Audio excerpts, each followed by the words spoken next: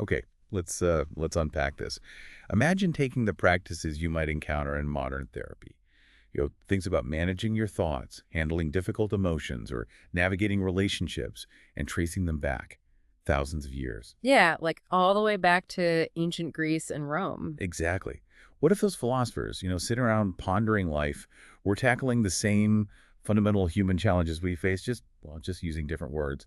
That's a pretty cool idea, isn't it? It is, and it's actually more than just a cool idea. When Yeah. you really dig into the core principles of approaches like cognitive-behavioral therapy, CBT, and specifically some of the models we're looking at today, like dialectical behavior therapy or DBT and mindfulness-based cognitive therapy, MBCT, and then you lay them alongside the writings of the Stoics, people like Seneca and Marcus Aurelius, well, you find some really striking echoes. Absolutely. And that's really the deep dive we want to do right now. We've pulled together sources covering these specific CBT flavors and key Stoic texts.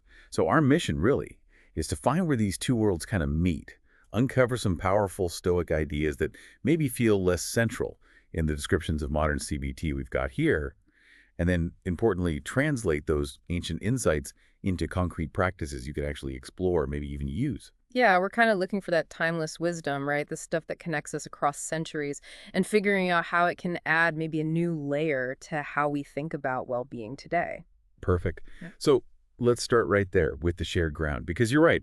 Many core ideas in CBT aren't completely new, are they? These ancient philosophies were grappling with pretty much the same fundamental questions about how we think, how we feel, and, what we do. So where do they clearly meet? Okay, well, one of the biggest areas, I think, is the emphasis on acceptance and non-judgment. In MBCT, for instance, our source describes mindfulness as the awareness that emerges when we pay attention to experience in a particular way on purpose in the present moment Okay. and non-judgmentally. Yeah. So this idea of just observing what is without immediately sort of slapping a good or bad label on it, that's really fundamental. Right. And then in DBT, the source and talk about validation strategies, how they deliberately contrast with client self-invalidation and historical and current environmental invalidation. They're actively confirming the veridical aspects of the client's emotional responses, thoughts, behaviors, and goals. It's really about validating reality both inside and out. And when I read that, it immediately made me think of the Stoics, their whole emphasis on accepting your fate or your lot. It wasn't just passive resignation, though, was it? It was more like an active acknowledgement of the present moment. Marcus Aurelius talks right to this point. He writes, "Be content with the lot which is assigned to thee, for nature designed it for thee and thee for it." It feels like that same willingness, that same commitment to meet reality just as it is. Precisely. Both systems really, in their own unique ways, advocate for encountering the present moment, whether it's, a difficult emotion or some external challenge, without piling on all those extra layers of self-criticism or judging the situations, like step one. Okay, so acceptance is definitely key. What's another big overlap? A huge one, really, is the focus on our internal world, specifically our interpretations or appraisals of events, that these are the primary source of distress rather than the events themselves. CBT is often about caching thoughts, right? Identifying patterns like red light thoughts versus green light thoughts. Those labels. Exactly. Sources mention challenging faulty appraisals and how sometimes just focusing internally can actually, ironically, confirm our fears. The work is so often centered on how we think about a situation. This sounds almost, identical to a cornerstone of Stoic philosophy. They really didn't believe external events caused our suffering. Right. It was our opinion about those events. Yeah. Seneca captures this so powerfully. He says, "It is an opinion, therefore, that puts us on the rack, and every evil is merely as great as we have estimated it to be." Wow. He's basically saying the suffering isn't inherent in the thing itself, but in the judgment, the estimation we place upon it. Exactly the parallel. Both systems really locate the generator of distress inside us, in how our minds process circumstances. It's all about the meaning we assign. And it seems like neither approach thinks that just knowing this stuff is enough, right? Which kind of brings us neatly to the third core shared principle, the absolute necessity of practice and training. Oh, absolutely. CBT isn't just talk therapy. It's very much about skills training. DBT is famous for its skills modules. MBCT is built around dedicated mindfulness practice, and other CBT sources talk about homework exercises all the time. The MBCT source really emphasizes this, stating, "It is a practice through which we systematically train ourselves to be confident to turn towards whatever arises in our experience. It's active, it's repetitive, it requires effort. And for the Stoics, philosophy wasn't just, an academic subject you studied in the library. It was a way of life. Yeah. It demanded constant effort, daily exercises, and what they called Askēsis, which is basically training. They talked about striving relentlessly towards an ideal, like the sage. Our source mentions Epictetus, describing someone who strives relentlessly for freedom from her desires for externals. It wasn't something you just understood intellectually, it was something you did every single day. The parallel is just so clear there. Neither approach sees insight alone as being enough. You can understand the principles perfectly, right? Right. But without consistent, dedicated practice, you're just not going to change those deeply ingrained patterns of thinking and behaving. It really requires deliberate training. We could probably also quickly touch on other overlaps too, couldn't we? Like the value of reasoned action. The Stoic idea of practical wisdom sounds an awful lot like CBT's focus on behavioral strategies. Yeah. Or even DBT's emphasis on effectiveness over always being right in certain situations. Or that crucial concept of distinguishing what is within our control versus what isn't. The Stoic focus on our internal state, our prohairesis. Yeah, versus CBT's focus on managing our response to external events we can't control. These fundamental agreements, spanning millennia, they really highlight how certain truths about the human struggle and maybe how to navigate it just seem to be universally recognized. It's pretty amazing when you think about it. Okay, so that covers the common ground pretty well. Yeah. But when you were diving deeper into the Stoic texts, what did you find that felt distinctly, different, maybe less emphasized in the modern approaches we're looking at here? Well, one really powerful idea that definitely stands out is this concept of cosmopolitanism and universal benevolence.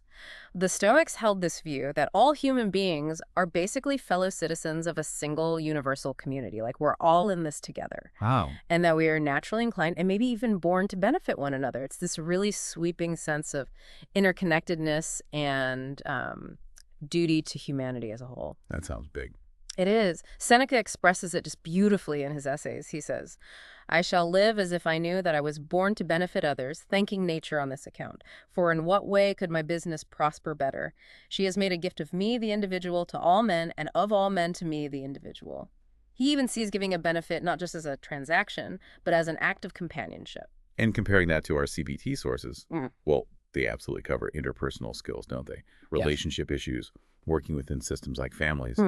But the primary focus seems to be more on reducing individual distress and improving functioning within those specific relationships or systems. Yeah. There isn't really this highlighted principle of a broad universal duty to all humanity as like a core therapeutic target or value. Yeah. It feels different. Yeah, the scope is different. Another really striking Stoic idea is what you might call contempt for fortune and a kind of radical indifference to externals.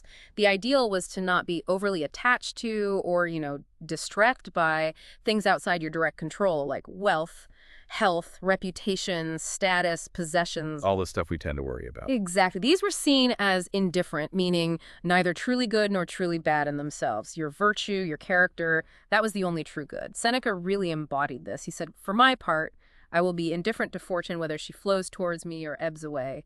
It's this profound detachment. That concept feels incredibly countercultural today, doesn't it? Yeah. I mean, while CBT certainly helps people manage anxiety or distress related to, say, losing a job or navigating a difficult relationship or coping with illness. Right, dealing with those external circumstances. Yeah, things like stage 3 DBT, addressing difficulties with work, school, family, or managing social anxiety related to what others think. The goal often seems to be about functioning better within the context of those externals, or maybe reducing the distress caused by them. It doesn't necessarily seem to cultivate this deep philosophical indifference to whether you actually gain or lose them in the first place. That's a great way to put it. It's a subtle but important difference in focus. And a third idea, maybe related, is the goal of the sage as perfect rationality and virtue. The Stoics had this concept of the perfectly wise and virtuous ideal, someone whose soul is completely healed once for all, as Seneca put it. Healed once for all. Wow. Yeah. Our source on Stoic ethics emphasizes that virtue alone is the good for the Stoics and sufficient for happiness. The whole pursuit was aimed at this state of perfect inner alignment and moral excellence. That sounds incredibly ambitious, maybe even, unattainable for most of us mere mortals. Gotcha. How does that square with the goals described in our CBT sources? Right. CBT typically aims for things like symptom reduction, improving coping mechanisms, achieving, quote, ordinary levels of happiness. That's from stage 3 DBT. Or maybe enhancing capacity for joy in stage 4 DBT. Okay.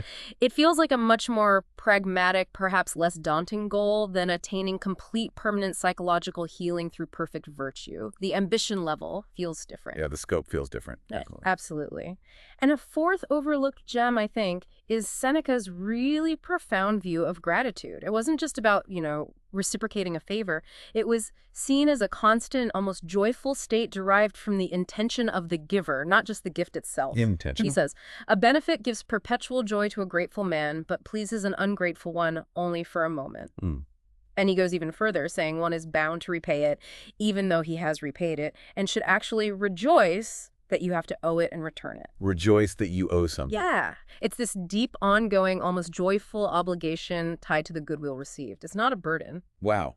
Okay, that is a much deeper concept than just, making a list of things you're thankful for at the end of the day. Exactly. While acknowledging positive experiences might be part of some mindfulness practices in MBCT, for example, this really intense, almost sacred sense of gratitude that's tied to the intention and the ongoing duty. Right. That doesn't really appear explicitly as a core principle or behavior target in the CBT sources we looked at, does it? Not in the same way, no. Finally, there's the strong, almost radical emphasis on conscience over external opinion. The Stoics really believed your inner conviction, your reason, should be your sole guide. You should basically disregard external judgment or reputation entirely. Entirely. Pretty much. Seneca makes this remarkable statement. Nothing shall I do because of what others think, everything because of my conscience. Whatever I do with only myself as witness, I shall regard as being done before the eyes of the people of Rome, or, as he puts it elsewhere, before the gods. It's all about living by an internal standard alone. This is another area where, CBT helps people manage distress around external judgment, right? Yeah. Especially things like social anxiety. Mm-hmm. But as our sources describe it, the focus tends to be more on modifying the negative thoughts about being judged, or maybe reducing the impact of external opinions. It doesn't seem to be about cultivating this foundational principle of simply acting based only on your internal conviction, no matter how the world perceives you.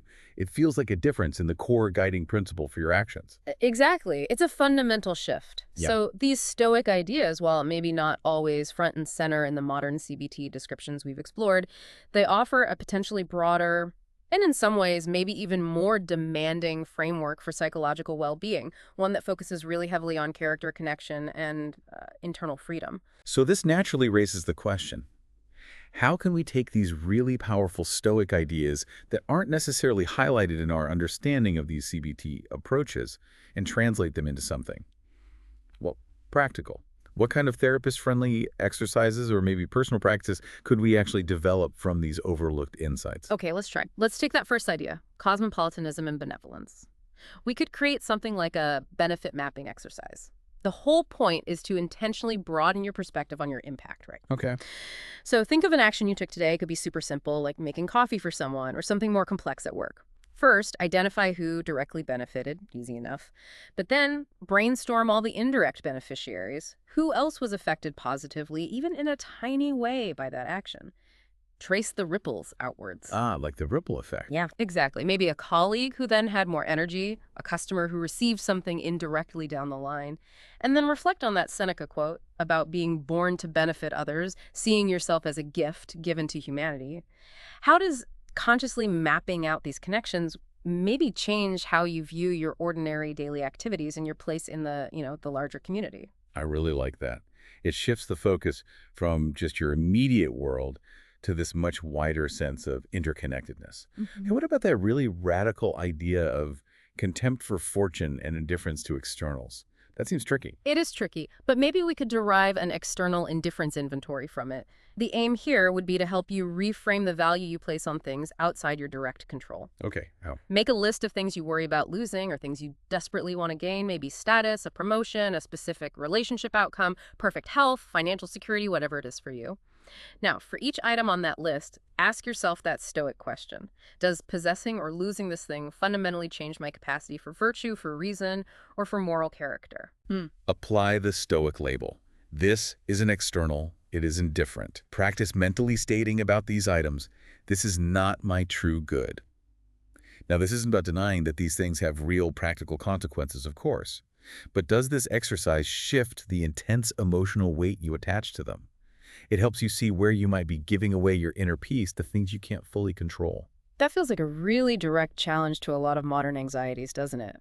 How about the goal of the sage? That perfect rationality ideal. That seems like a tough one to make practical without just beating yourself up. Right. You definitely don't want it to become a club to hit yourself with. The sage is an ideal, not a checklist for self-criticism. So let's call this the virtue-striving reflection. Instead of aiming for perfection, you use the ideal as a kind of compass for growth. Okay, a compass. Yeah. Think back on a recent challenging situation. Maybe you reacted impatiently, or you avoided a difficult conversation you knew you should have had. Instead of just judging yourself negatively, try analyzing the situation through the lens of the Stoic virtues. Ask yourself, where did I act with practical wisdom? Did I understand the situation and what was needed? Was I fair to myself and others? That's justice. Did I face the discomfort appropriately? Courage. Did I maintain self-control? Temperance. Breaking it down. Exactly. Reflect on the sage ideal, not as a standard you must meet right now, but as a direction you are striving towards. Acknowledge, like Seneca said, that you are struggling to follow the right path. It reframes self-reflection into being about growth and character, not just finding flaws. That reframes it beautifully, actually. Yeah. Okay, what about Seneca's really deep view of gratitude? How do we practice that? We could cultivate what we might call a perpetual gratitude journal. Go beyond just listing things you're thankful for, which is great, don't get me wrong, but try to go deeper. Each day, identify a benefit you received, large or small. But then spend some real time focusing intently on the intention and the goodwill of the giver, just like Seneca emphasizes. Focus on the giver's intention. Yes. And then, critically, reflect on the act of owing gratitude itself. Can you actually find joy or a sense of positive connection in the obligation to return that goodwill, rather than seeing it as just a burden or something transactional? Really contemplate Seneca's kind of radical phrase, rejoice, that you have to owe it and return it. This practice tries to shift gratitude from just a passive feeling or reaction into an active, ongoing state of being connected. That sounds like a really profound way to connect with others, potentially. Oh. Okay, finally, how can we use that fierce Stoic commitment to conscience over external opinion, acting only from within? Let's call that one the inner audience check. The aim here is to consciously realign your source of validation, moving it inward. So, before or after an action where you feel particularly vulnerable to external judgment, maybe giving a presentation, posting something online, making a decision others might question, just pause. Ask yourself, if only my own deepest conscience or my ideal self, or even metaphorically the gods, as Seneca put it, were witnessing this, how would I feel about this action or thought? Just that internal check. Right. Practice making decisions based on that internal evaluation, actively trying to let go of the need to predict or control how others might perceive it. How does focusing on this inner audience change your experience of anxiety or self-consciousness or that pressure to conform? It's about building that inner citadel Seneca talked about. You know, these practices, drawn directly from ancient Stoic wisdom, they really do offer a fresh perspective, don't they? They don't necessarily replace the incredibly valuable tools of modern CBT, but they could certainly complement them by expanding the scope of our goals, maybe, challenging our relationship with external circumstances, and strengthening that internal compass for navigating the world. Yeah, they really add layers of meaning, I think. Perhaps even a sense of a larger purpose to the whole work of managing our minds and living well. So we've journeyed from seeing those clear parallels between modern CBT and ancient Stoicism. Then we explored some really powerful Stoic ideas that feel maybe less emphasized today. And finally, we've translated those insights into some concrete practices you could potentially weave into your own life or your work. It makes you wonder, doesn't it? What resonates most deeply with you from this deep dive? How might some of these ancient ideas inform your own path forward? And if there's one single sentence takeaway from all of this exploration, maybe it's this. Stoicism offers practical wisdom on universal connection and internal freedom that can deepen the transformative power of CBT.